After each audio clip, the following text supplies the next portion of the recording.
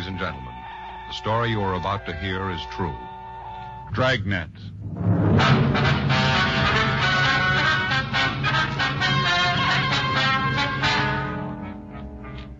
You're a detective sergeant. You're assigned to burglary division. You get a call that an important piece of religious art has been stolen from the oldest church in Los Angeles. There's no lead to its whereabouts. Your job? Find it.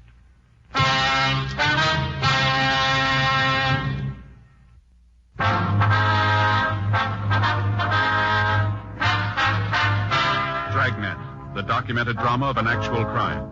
For the next 30 minutes, in cooperation with the Los Angeles Police Department, you will travel step by step on the side of the law through an actual case from official police files. From beginning to end, from crime to punishment, Dragnet is the story of your police force in action. It was Wednesday, December 24th. It was cold in Los Angeles. We were working the day watch out of burglary division. My partner's Frank Smith. The boss is Captain Bernard. My name's Friday. I'd gone across the street to buy stamps for some Christmas cards I was sending out.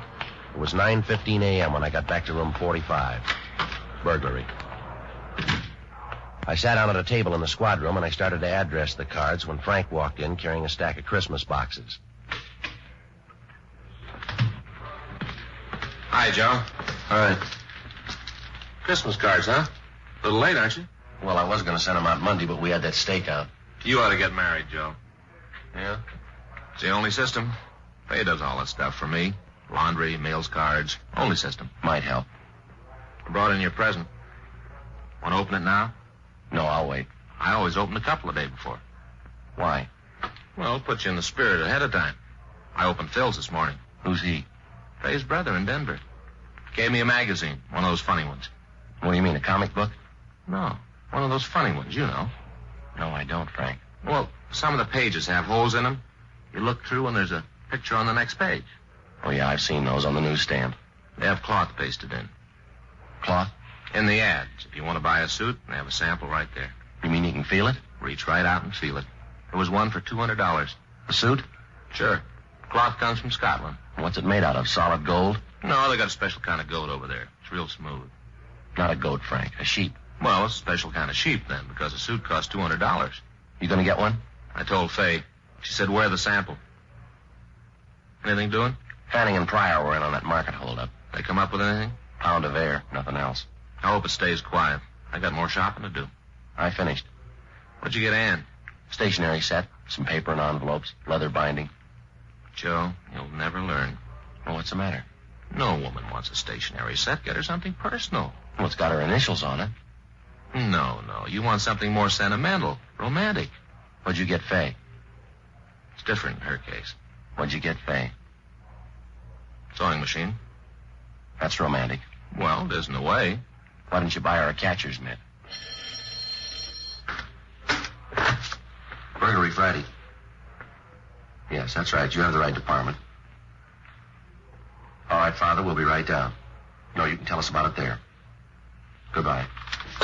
The old mission church, they've had a theft. Collection money? Statue of the child Jesus. Frank and I checked out of the office and rode over to the church at the corner of Sunset Boulevard and Main.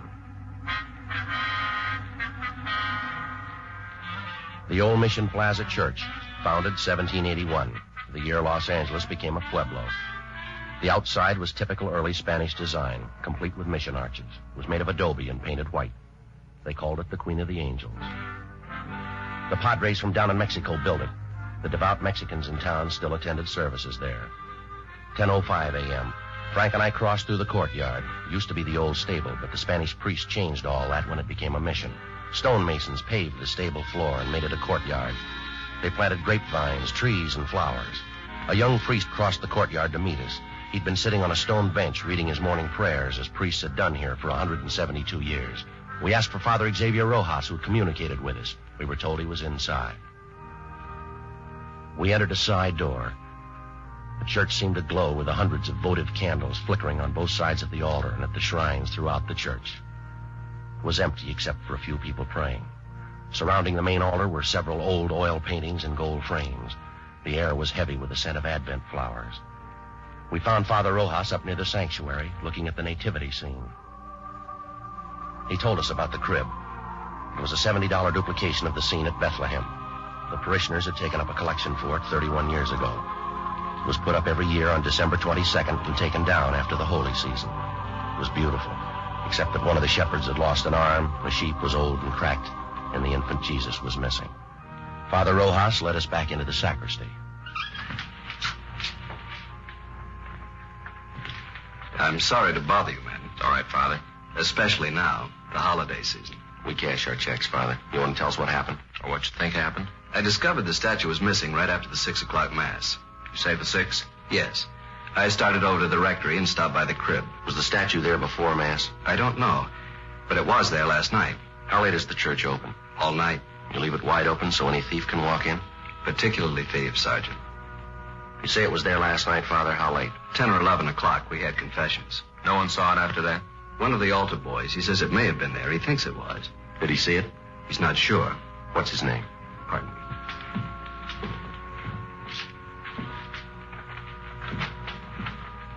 Here's the schedule. You'll find the names for every Mass there. Was there a big crowd at the 6 o'clock Mass, Father? Not too many. 7's the big one. People on their way to work. Did anyone stay after Mass, did you notice? Not especially. I came back here, took off the vestments. I suppose it was 10 or 15 minutes before I went back into church. It was empty then? No, people were coming in for the 7 o'clock. Are these the altar boys, James Cornine and Joseph Heffernan? That's right. Joe's the one who mentioned it might have been there. Did you check with the other priests, Father? Before I called you. None of them knows anything about it. Just for a check on the pawn shops, how much is the statue worth? In money? Well, that's the point in pawn shops, Father. Only a few dollars. We could get a new one, but it wouldn't be the same. We've had children in the parish. They've grown up and married. It's the only Jesus they know. We understand. And we've had children who died. It was the only Jesus they knew. So many of the people who come here are simple people. They wouldn't understand, Sergeant. It would be like changing the evening star. We'll do our best, Father. That's why it would mean so much to have it back for the first Mass on Christmas. It's not very long, Father. Less than 24 hours. If anything turns up here, you know where to get in touch with us. Yes. It's sad, isn't it? How's that? In so short a time, men learn to steal. Yes, but consider us, Father. Us? If some of them didn't, you and I'd be out of work. 10:50 a.m. We notified pawn shop detail. Frank and I checked out the 2 altar boys. The first one, James Cornine, said he knew nothing about the missing statue. The second one, Joseph Heffernan, was not at home. His father said he had a part-time job, but he'd have him get in touch with us right after lunch. By 11:30 a.m., we'd run out of book procedure. We had a man to find. Our only clue, he'd been to church. 11:33 a.m. We checked the phone books for the names of religious stores in the area. 2 of them were closed. We tried the third. When we got there, the only person in the store was an elderly man sitting by a table. In front of him was a large, beautifully carved chess set.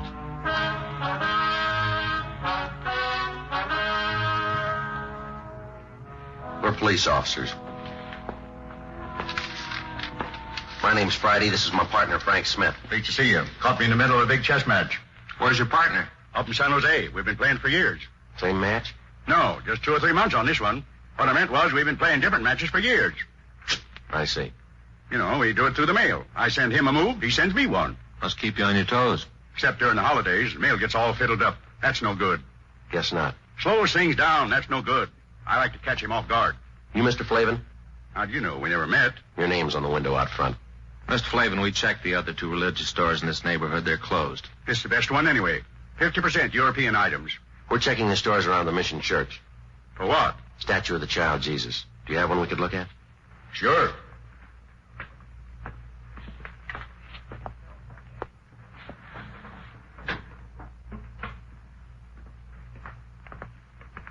No, sir, a larger one.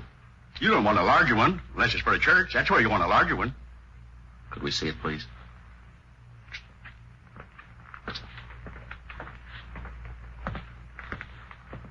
It's not my due to butt in. But unless you live in a big place, this'll make your living room all the cuter. Yes, sir. Do most of the people who go to the Mission Church trade here? Good many of them, especially the kids. Why kids? More religious. Check on yourself. See if kids aren't more religious than you. Might be so. That's what's wrong with the world. Oh, I don't mean you're wrong with it. Everybody. Yes, sir. Wonder if we could stick to the point, Mr. Flavin. Sure. A lot of people from the Mission Church come in here. Do people ever come in and sell back a religious article? Like a prayer book or rosaries? Yes, sir. Second-hand, you mean? Yes, sir. Not since I've ever been around. It's silly. Why? People don't have religious articles so they can get rid of them. They have them so they can have them. But if a man had a statue and wanted to sell it, he'd come to a place like this. Sure, but he wouldn't want to sell it. He would if it was stolen. No, sir. If a man was to steal a statue, he'd be crazy or something like that. The only place he'd want to go is where crazy people are. You may be right, Mr. Flavin. I don't know what you fellas are looking for, but if it's somebody who stole a statue, he's crazy and you won't find him. You won't find him as long as you live, or in a million years. That should cover it.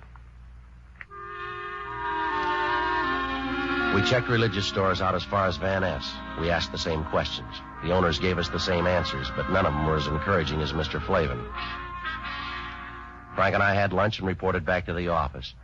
It was 1:30 p.m. when we started into the squad room. The captain was just coming out. I just checked for you in the lunchroom. And we've been out on that theft at the mission. May get some action on the Patterson case. They locate him? I think he's on the bus from Sacramento. Well, that means the Bakersfield police. We'll wait and see.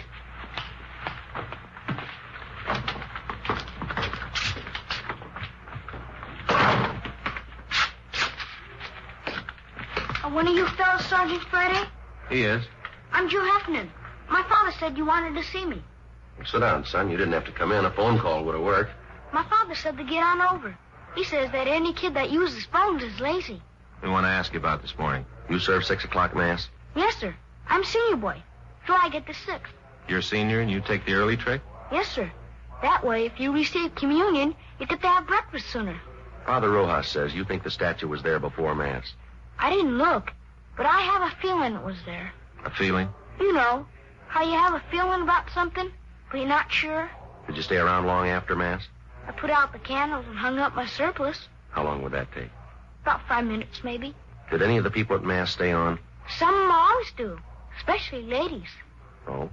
Maybe they don't finish in time, or else they start new prayers. I don't know. So when you left, there were still some women there? No, sir. That was at first. After I went back to the sacristy, there was only this one man. What man? He comes at 6 o'clock all the time. Do you know his name? No, sir. But he works down in Olive, paint shop, where they paint signs. Could you describe him? Sort of medium. Wearing a suit that didn't match. Didn't match? Different pants than coat. How about his age? Oh, he's pretty old. Take a guess. About 40, maybe. There's nothing particular about him. Then why'd you notice him? I've seen him before. And the bundle, I guess. The bundle? Out in front. I saw him when he was coming out. He had this bundle, and he almost dropped it. How large a bundle? It's hard to say. Come on, son. Was it large or small? The size of the statue? About that big. Yes, sir.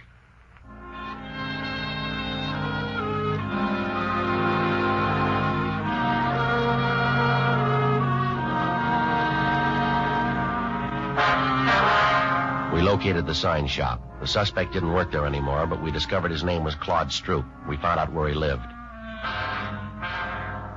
2:25 p.m. We arrived there. It was a hotel for men, mostly old men, mostly down and outers. It was called the Golden Dream. Police officers. We're looking for Claude Stroop. Hope Claude didn't get in any trouble. So do we. Is he in? No. He's got room 307. You can check if you like. We'll take your word. Were you on this morning? You have the early shift. Oh, we don't have shifts. My uncle owns the place. I'm the shift. Did Stroop spend last night here? Came in about 11. When did he leave this morning? Around 6, maybe before. Did he come back after? 8 o'clock or so. Then left. Supposed to be back at 10. And pulls this trick. What trick? Our program. He knows the other fellas need him. Program? You're here at the hotel. Every Christmas we have a program. Put up a tree and sing. They're mostly old fellas. Singing like that makes them remember back when they were kids. Then Jimmy Finn comes on. Jimmy Finn? He shares number 409. His family once had a lot of money, so he tells the fellas about it. Stories about Christmas. How they had this big log, and his grandfather used to start it up, and after dinner everybody turned over his plate, and there underneath was a $20 gold piece. Brand new one. When Stroop came in this morning, did he have a bundle?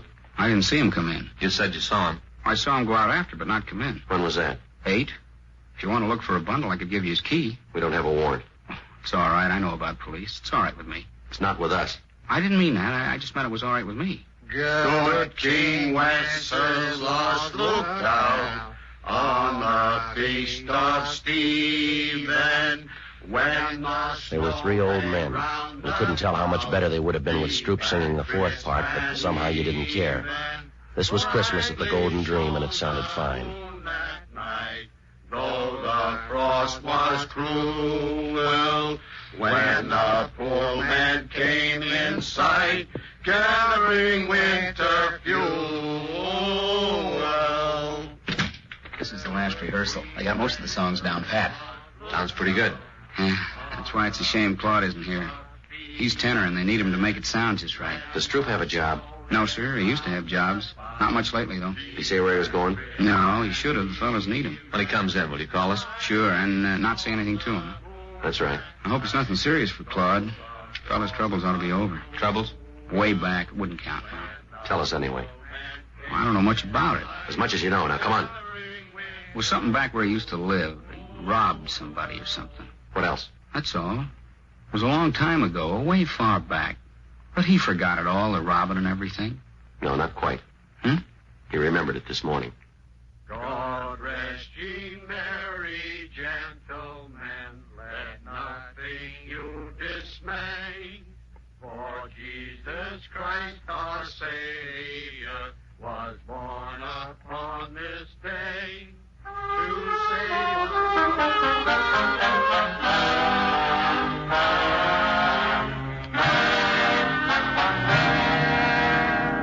We went back to the office and ran Stroop's name through R&I. If he'd been booked anywhere, we had no record of it, at least not under that name.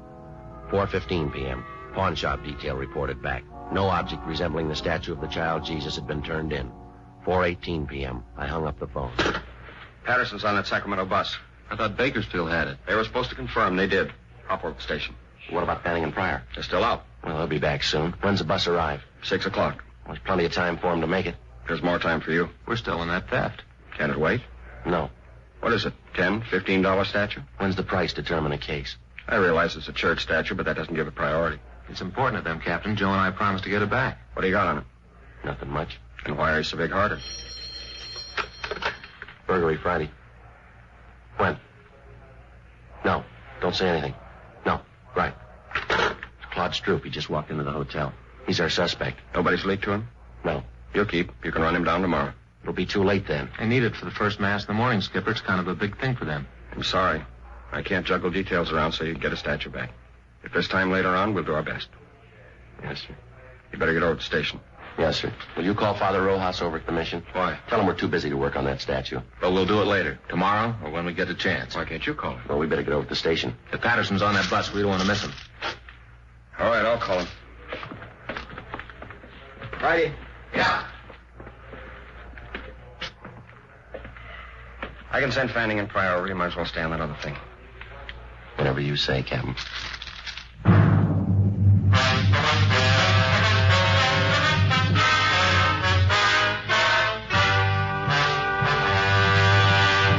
You are listening to Dragnet, the authentic story of your police force in action.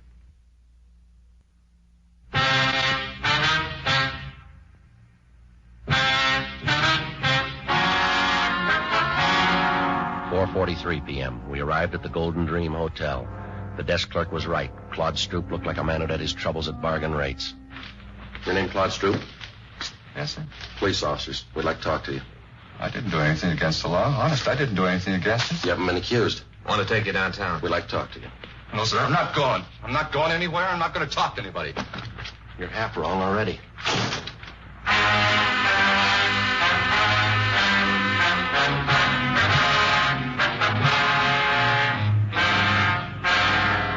.15 p.m. We returned Stroop for interrogation. He kept his word. He refused to talk. 6:05 p.m. Frank called Fay, told her he'd be a little late. Stroop didn't move for a whole hour. He sat and stared, but he didn't talk. 6:40 p.m. We got a final report from pawn shop detail. The shops were closed. There was no statue. Stroop still hadn't talked. Don't you ever want to go home, Stroop? If I was to talk, you wouldn't let me go. Depends on what you'd say. I'd say it wrong, and I wouldn't get home. You won't this way either. I'd like to go. You can bet on that. This is the 7th year we had the program, and I never missed a one. Not a single one. Why don't you tell us what happened, Stroop? How would I know you'd let me go? You wouldn't. I might as well anyway. All right, what happened from Mass on? Well, there was Mass. I came out and started down toward the hotel. Back up. I left my stuff at the hotel, and then I picked up George's car. I didn't steal it. He said I could have it any time I wanted. Only this time I didn't ask him. I took it and started out. Yeah. I should have asked, but I just didn't. I went over to Grand Avenue for the Christmas bulbs for this fellow sells them secondhand. It was coming out of the lot that I did it. Yeah. The bumper must have caught the other car. Didn't leave too big a dent, but there was this long scratch. I got out and tried to wipe it off with my handkerchief. You know, spit on it like. Only it didn't do no good. I didn't think anybody saw. I don't know how you fellows found out about it. I'll check auto records. Right. Stroop, we didn't bring you down here to talk about that. You didn't? No. There's a statue missing from the church. A statue of the child Jesus. You mean I took it? You took a bundle out of church? Yes, sir. That was my other pants for the program tonight. I had a place sewed up and there was a button on it. You can check. But I wouldn't take a statue. I don't think you would either. He's clear at auto records. Go on home. For the program? You mean it's all right? Good night, Stroop. Good night.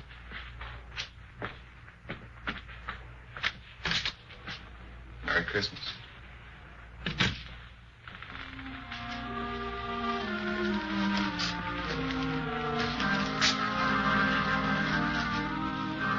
Where to? Well, I don't know. We could stay and work on it tonight. Wouldn't do any good. We won't find it. I don't think so. No use kidding the priest. Build his hopes up. Might as well go tell him now.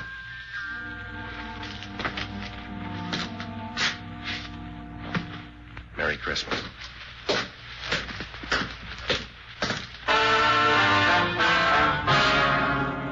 "7:27 p.m. We found Father Rojas. Frank told him how it was, that we couldn't get the statue back by morning, but that we'd keep trying during the week. He said he understood. We told him we had to get on. As Frank and I started to leave, the doors at the main entrance to the church opened.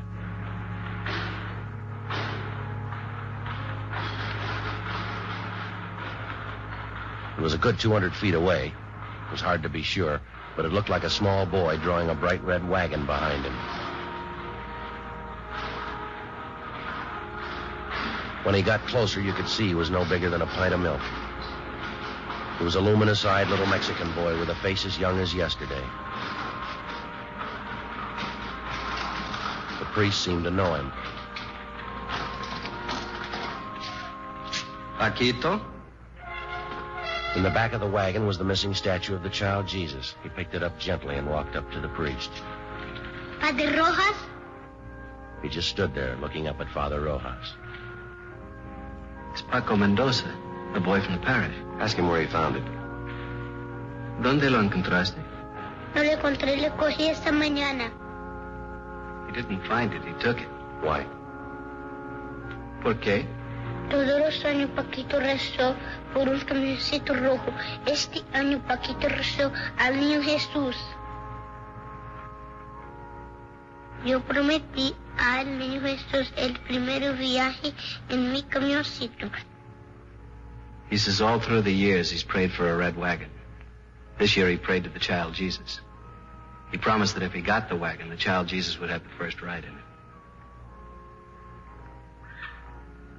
¿Vendrá el diablo para llevar a Paquito? He wants to know if the devil will come and take him to hell. That's your department, Father. No el diablo. Jesús ama a Paquito mucho. We crossed over to the sanctuary. With the help of Father Rojas, the young boy replaced the infant Jesus in its rightful place, the crib in the nativity scene.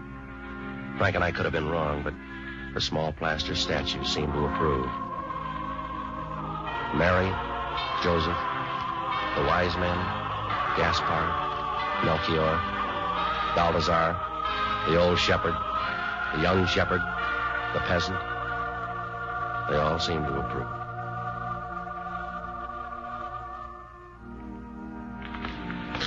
Vuelve a tu casa, Paquito. The priest told the boy to go home. He took hold of his wagon, started the long walk out of the church.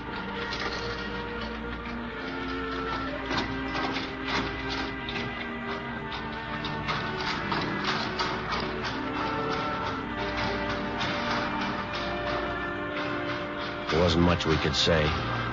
There wasn't much to say. We just stood there and watched him go. Halfway up, he turned to look back, and he went on out.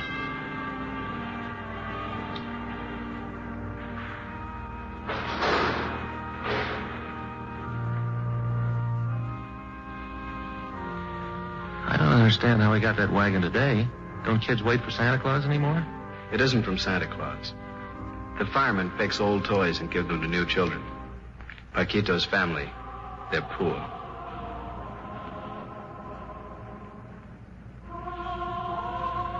Are they, Father?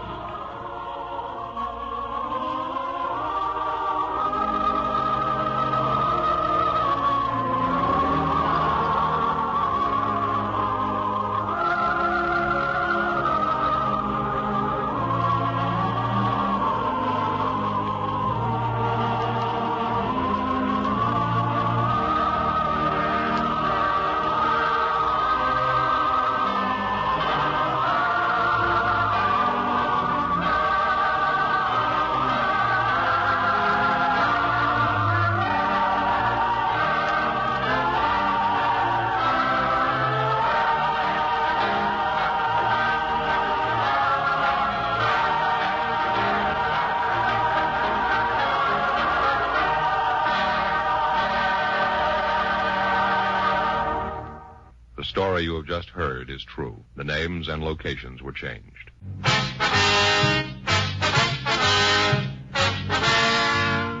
You have just heard Dragnet, a series of authentic cases from official files. Technical advice comes from the Office of Chief of Police W.H. Parker, Los Angeles Police Department.